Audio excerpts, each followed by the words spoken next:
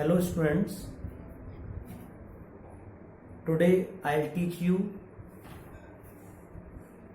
the lesson motion.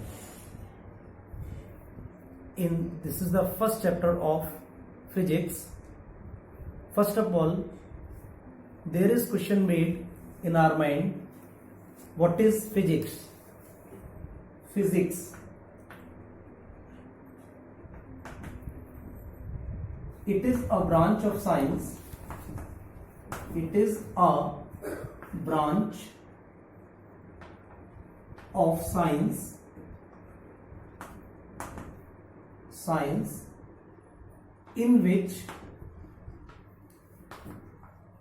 we study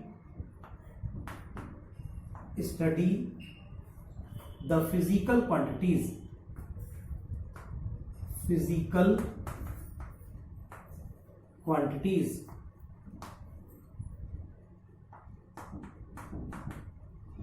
What are physical quantities?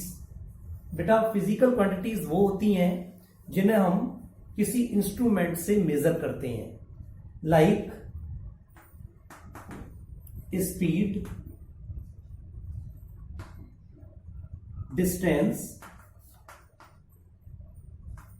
Distance, velocity,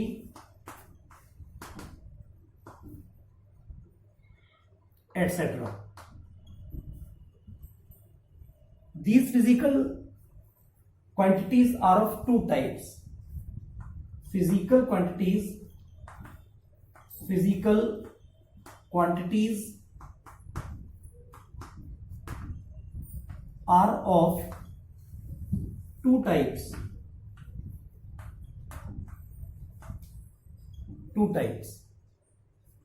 One, scalar quantity,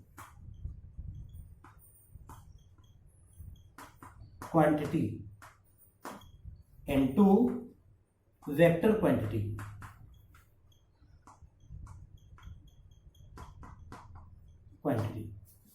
अब question ये बनता है कि स्केलर क्वांटिटी क्या होता है और वेक्टर क्वांटिटी क्या होता है.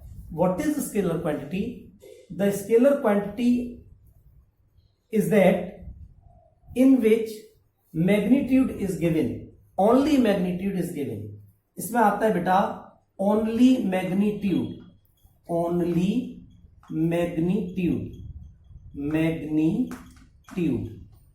अब क्वेश्चन मेड होगा ये मैग्नीट्यूड क्या है. मैं भी इसे मैग्नीट्यूड के बारे में बताऊंगा. पहले मैं वेक्टर क्वांटिटी के बारे में बता दूं. वेक्टर क्वांटिटी में क्या होता है? इन vector quantity there is magnitude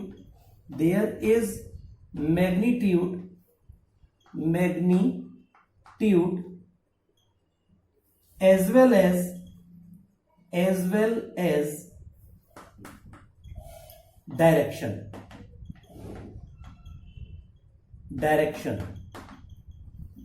अब यहां मेन क्वेश्चन आता है हमारे सामने, ये मैग्नीट्यूड क्या है.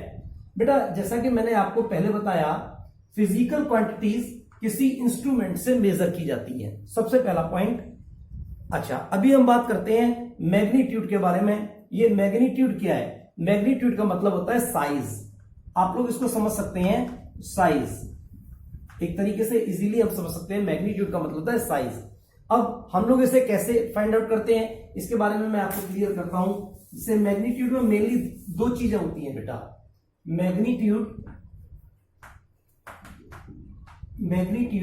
में टू थिंग्स होती हैं. एक होती है न्यूमेरल वैल्यू और दूसरी बात इसके अंदर होती है इसके अंदर यूनिट.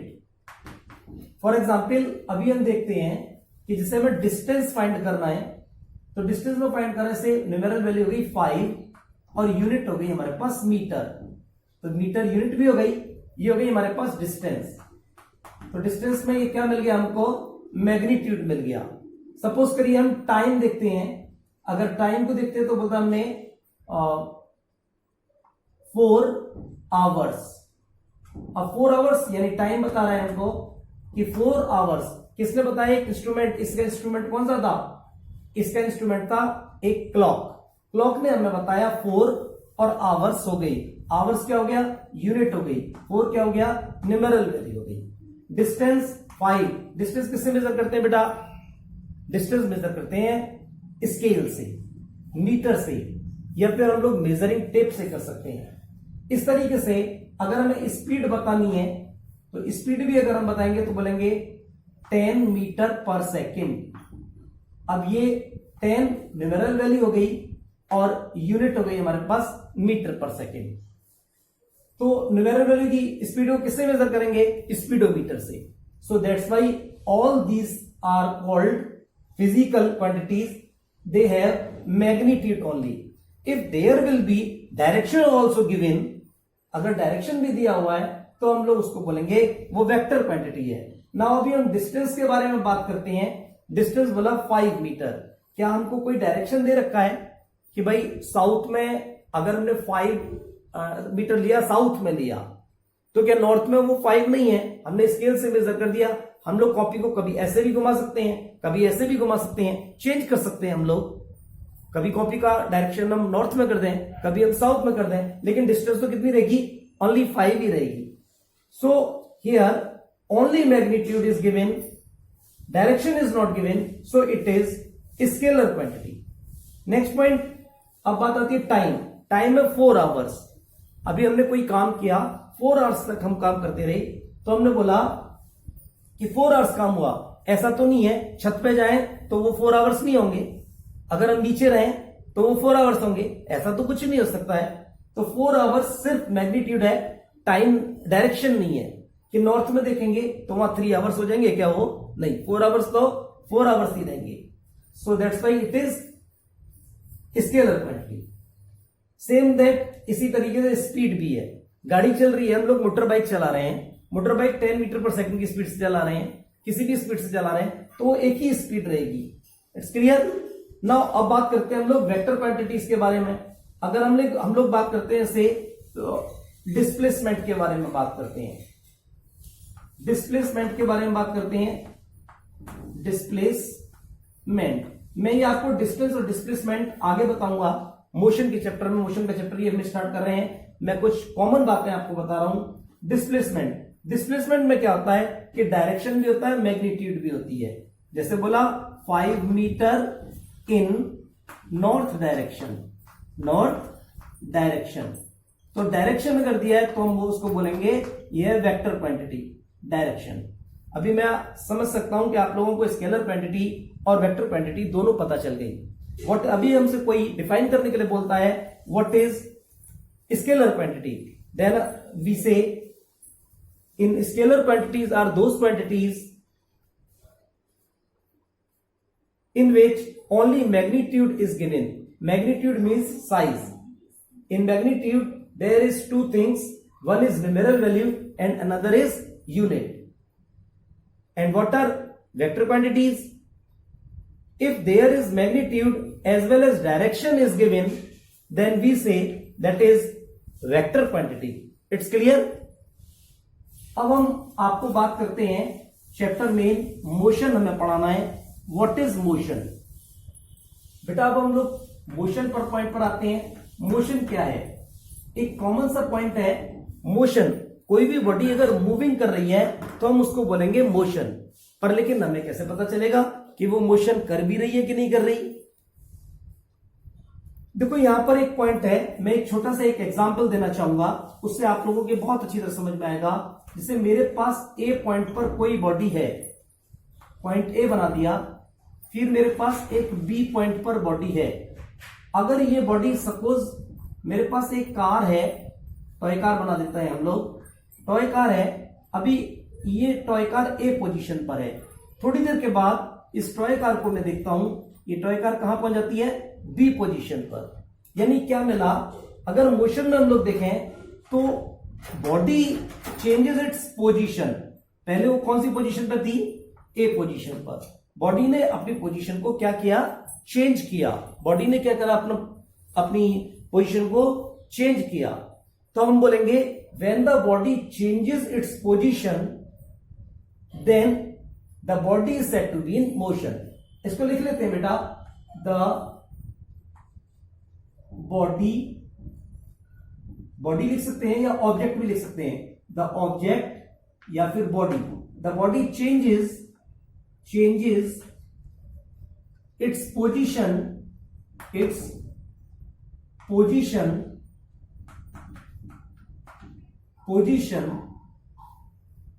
जब ये बॉडी अपनी पोजीशन चेंज करेगी,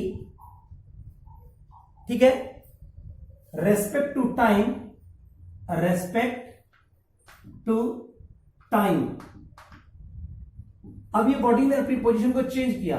अब एक बार बेटा सोचिए, इस बॉडी को बी तक पहुंचने में कोई टाइम तो लगेगा, एक ही टाइम पे ये बॉडी दोनों जगह नहीं रह सकती ना, तो हमने लिख दिया बॉडी या object changes its position respect to the time, the body is said to be in motion, the body is said to be in motion, हम कहेंगे बॉडी मोशन में है। जब भी कोई आपसे पूछे कि व्हाट इज मोशन, तो आप यही लिख सकते हैं, the body changes its position respect to the time, the body is said to be in motion. अगर हम एक और भी पॉइंट ले लेते हैं, देखिए अब एक मेरे पास यहां ट्री है, ये ट्री है, और दूसरा मेरे पास यहां एक छोटा सा घर है। अभी मैं देखता हूं कि कोई बॉडी मूव कर रही है, पहले उसकी पोजीशन ट्री के पास है, अभी ट्री के पास उसकी पोजीशन देखी बॉडी की, फिर थोड़ी देर के बाद जो बॉडी थी हमारे पास, सपोज करो कार थी, कार है हमारे पास, आफ्टर सम टाइम अब उसने वो कहां पहुंच गई, it reaches to at house, एक हमने देखो सुंदर सा घर बना दिया है, इस घर से देखा, अभी ये बॉडी कहां पहुंच गई, अब ये बॉडी हमारी पहुंच गई एक घर के पास। तो यहां पर हमने देखा कि कुछ बॉडीज ऐसी हैं जो स्टेशनरी हैं, यानी रेस्ट में है, यानी ये बॉडी अपनी पोजीशन को चेंज नहीं करती, पेड़ जहां पर लग रहा है वो वहीं रहेगा, घर जहां है वहीं रहेगा, लेकिन ये कार पहले किसके रेस्पेक्ट में थी, पहले कौन सा रेफरेंस पॉइंट दे रही थी, ये ट्री के नजदीक थी, फिर नेक्स्ट रेफरेंस पॉइंट उसका कौन सा हो गया, कार हो गया। तो हम इसको इस तरीके से भी लिख सकते हैं कि when the body changes continuously with respect to stationary objects taken as reference point, हम लोग इस तरीके से लिखते हैं, या तो हमने लिख दिया कि उसको time, respect to the time the body is said to be in motion, ये थोड़ी इजी पड़ती है, लेकिन हम इसको ऐसे भी लिख सकते हैं, the body changes its position continuously with respect to the stationary body. अब इसको हमने बोला स्टेशनरी बॉडी, ये कैसी बॉडी है, स्टेशनरी बॉडी है, STATIONERY स्टेशनरी बॉडी है। स्टेशनरी बॉडी को रेफरेंस पॉइंट, यानी किसके अकॉर्डिंग हम लोग पॉइंट करेंगे कि पहले यहां पर रेफरेंस पॉइंट इस जगह पर बॉडी थी और फिर उसके बाद बॉडी पहुंच गई यहां पर। अच्छा, अब बात आती है when the body is said to be in rest, अब लिखेंगे द बॉडी इन रेस्ट कह सकता हूं मैं इसको, या फिर मैं बोल सकता हूं स्टेशनरी बॉडीज, क्या बोल सकता हूं, STATIONERY stationary body. Stationary body का किसको बोलते हैं, the body which doesn't change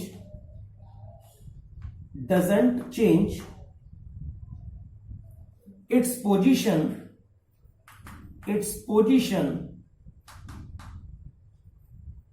जो बॉडी अपनी पोजीशन चेंज नहीं करती, respect to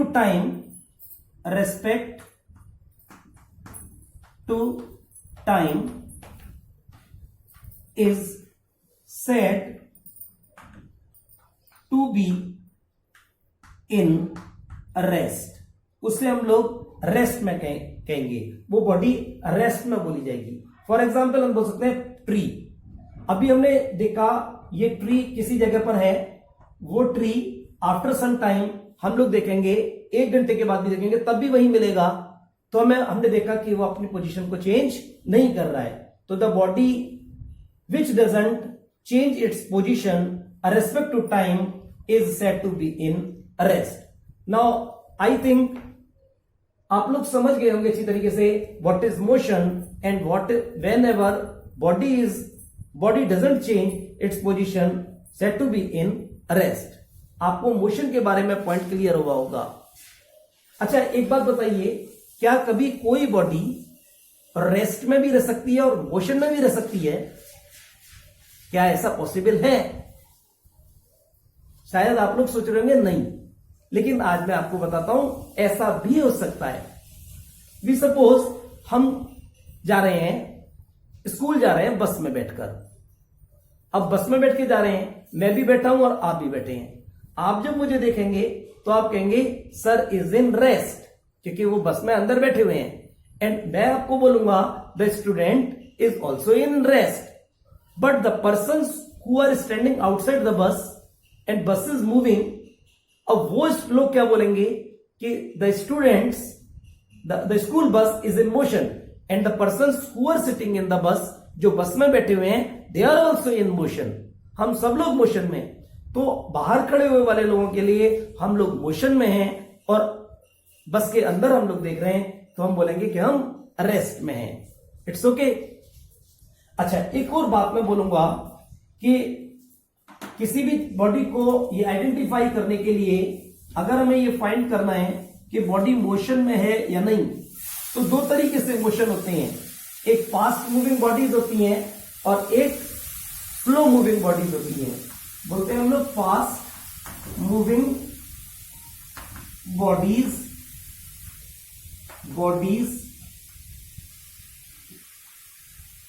can be identified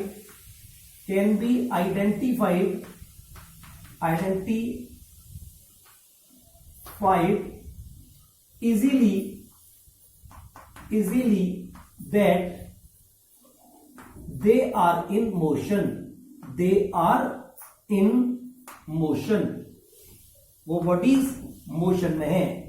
अब slow moving bodies can be identified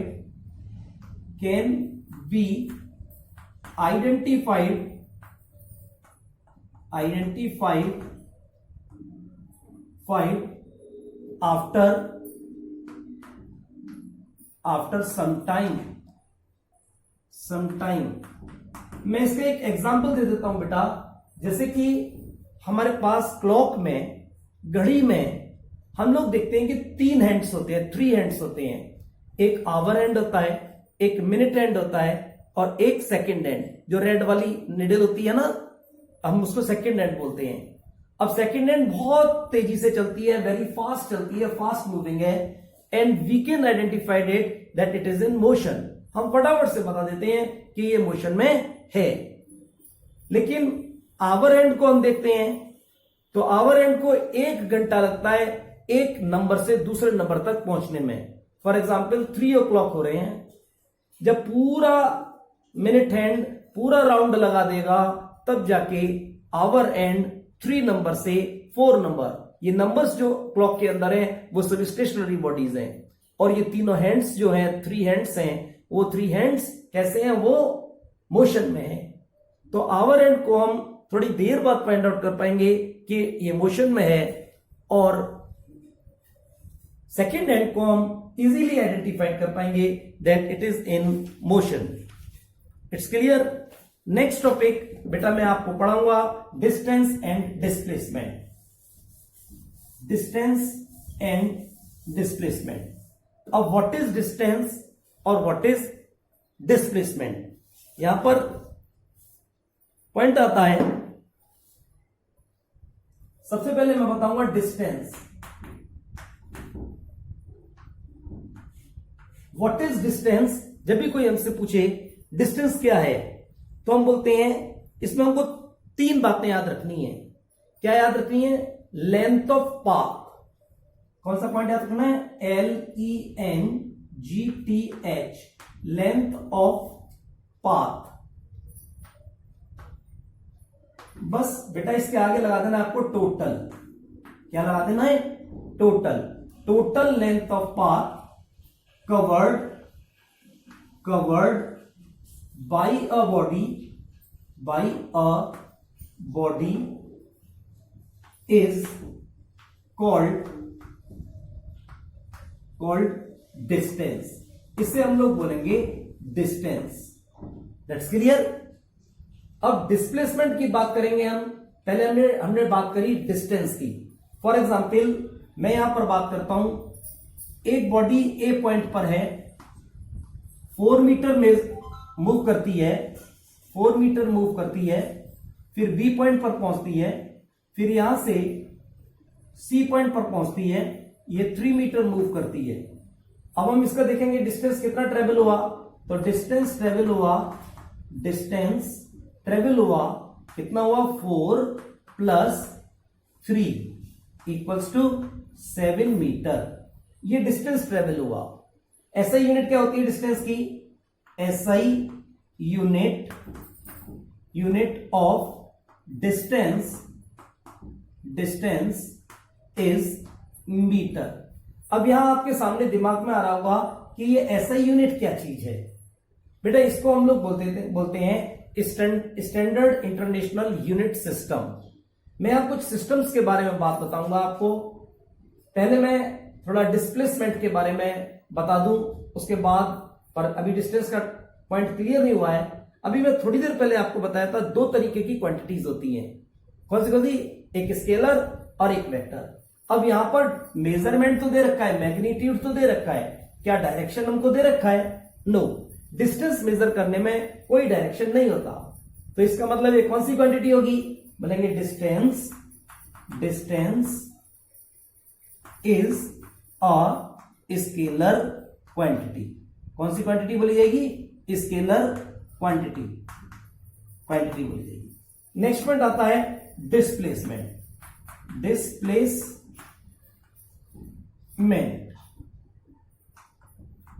अब डिस्प्लेसमेंट के लिए भी बात आएगी, तो आपको यही 3 वर्ड याद रखने हैं. लेंथ ऑफ पाथ, मैं फिर से लिख देता हूं, LENGTH, length of path.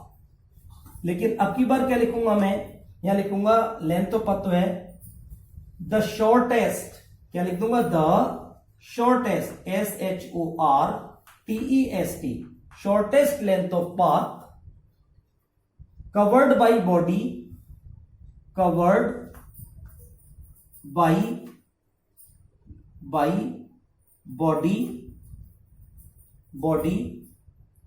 in straight line,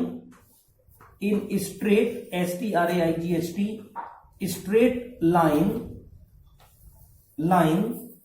in specified बोल दो या फिर गिवन बोल दो, थोड़ा इजी लगेगा आपको. Given direction. वैसे इसके लिए वर्ड आता है स्पेसिफाइड, आप लोग स्पेसिफाइड भी लिख सकते हैं, SPECI, स्पेसिफाइड का मतलब वही गिवन ही है, आप गिवन भी लिख सकते हो.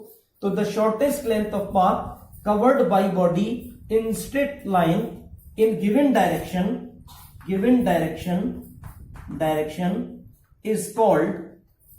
is called displacement.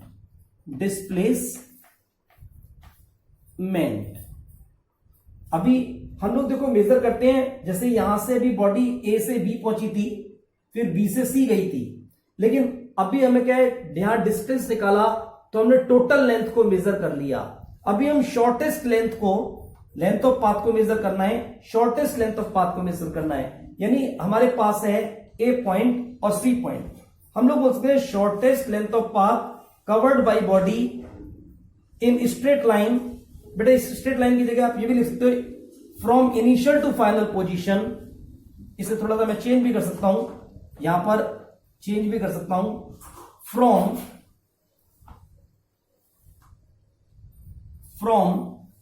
Initial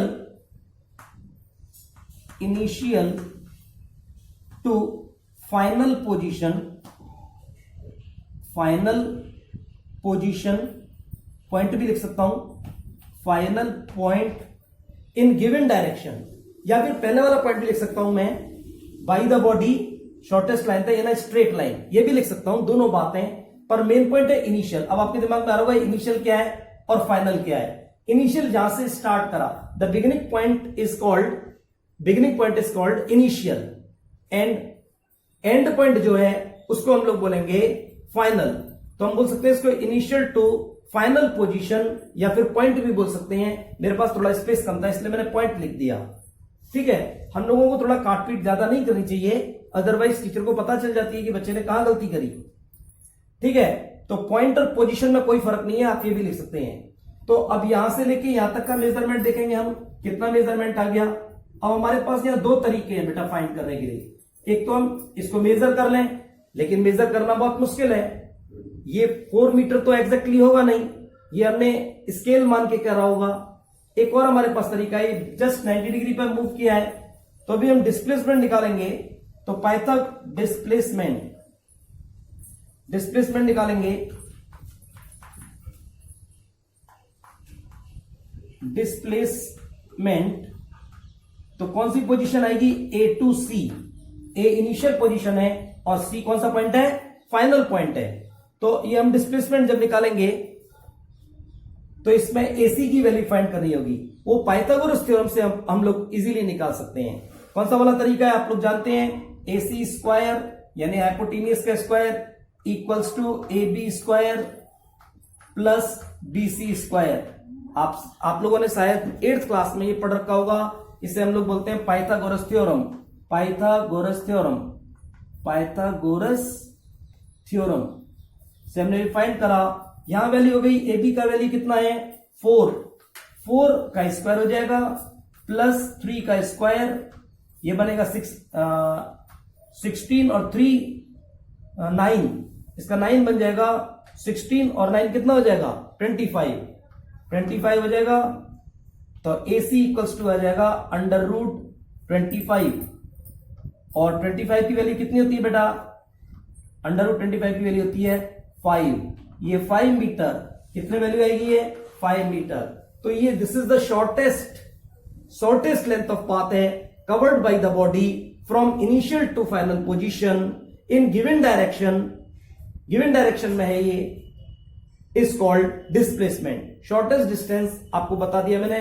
next point, अब इसी के हम बताते हैं डिस्प्लेसमेंट कैसी क्वांटिटी है भाई। पहले तो इसकी SI यूनिट के बात करते हैं। SI unit of displacement is meter. वो भी मीटर है बेटा, जैसे डिस्टेंस की SI यूनिट मीटर थी, इसी तरीके से डिस्प्लेसमेंट की भी SI यूनिट मीटर है। इसकी भी मीटर है और इसकी भी मीटर है। ठीक है, हम इसको M से डिनोट करते हैं, METRE मीटर। वैसे इसकी स्पेलिंग होती है METRE। देखो ऑलवेज याद रखना है आपको, जब भी METER आएगा तो हम किसी इंस्ट्रूमेंट की बात करेंगे मीटर की, और METRE मीटर आएगा तो इसका मतलब हम उसको यूनिट समझेंगे। That's clear. अब यहां पर बात आती है, वो स्केलर क्वांटिटी है कि वेक्टर है। डिस्प्लेसमेंट